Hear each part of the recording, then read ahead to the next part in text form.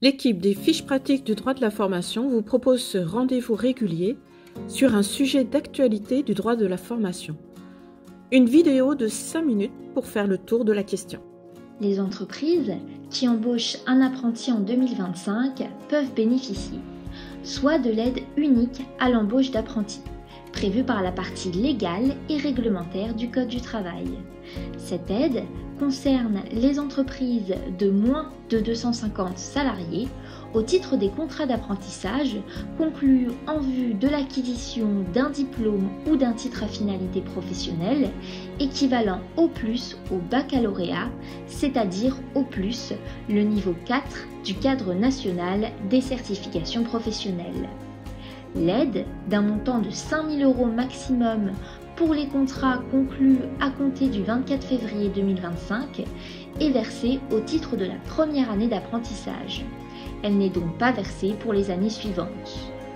Soit ces entreprises vont pouvoir bénéficier d'une aide exceptionnelle, d'un même montant maximum et organisée par le décret du 22 février 2025.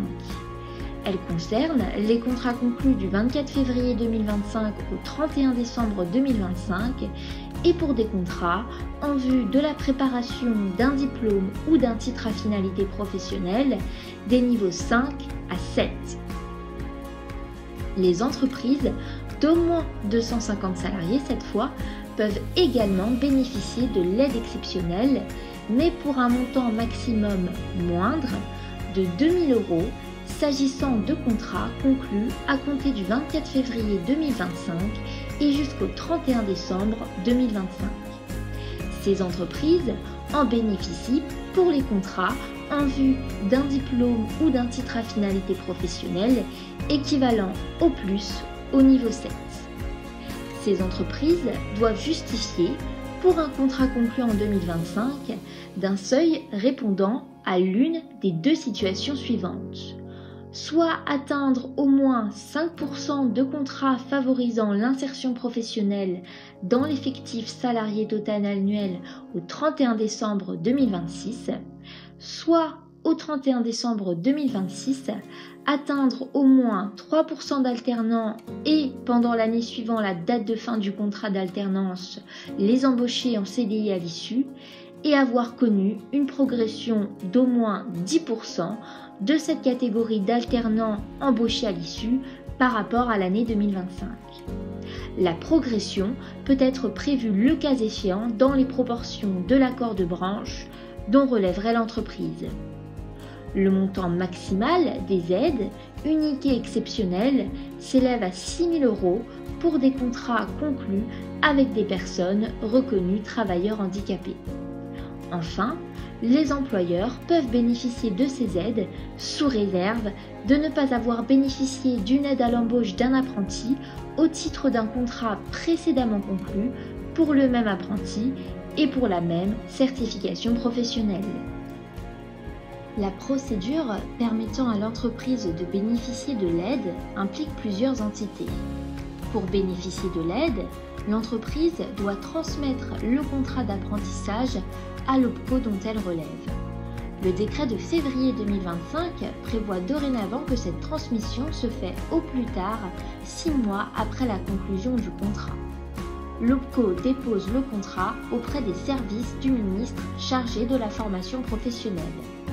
Si le contrat est éligible à l'aide, les services de l'État adressent par voie dématérialisée les informations nécessaires au paiement de l'aide à l'agence de services et de paiement, l'ASP, gestionnaire de l'aide. L'ASP notifie à l'employeur la décision d'attribution de l'aide et l'informe des modalités de versement.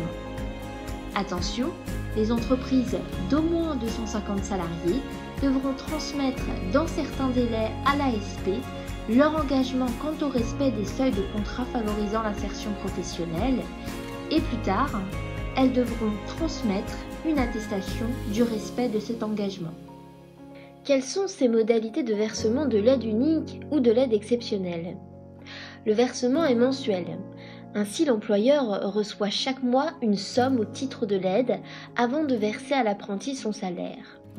L'employeur doit transmettre chaque mois les données relatives à l'apprenti via la DSN, la déclaration sociale nominative.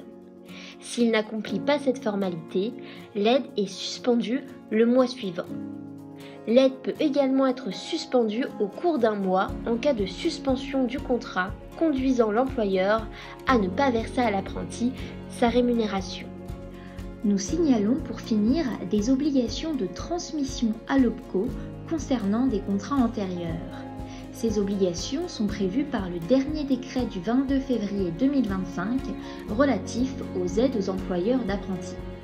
Ainsi, pour les contrats éligibles à l'aide unique et conclus entre le 1er janvier 2025 et la date d'entrée en vigueur du décret, soit pour des contrats conclus jusqu'au 23 février 2025, le bénéfice de l'aide unique, dans sa version antérieure au décret de février 2025, est également subordonné à la transmission du contrat par l'entreprise à l'OPCO au plus tard 6 mois après sa conclusion. Par ailleurs, le bénéfice de l'aide exceptionnelle prévue par le décret de décembre 2022 pour des contrats conclus d'ici le 31 décembre 2024 est subordonné aussi à la transmission du contrat par l'entreprise à l'OPCO et ce au plus tard le 30 juin 2025.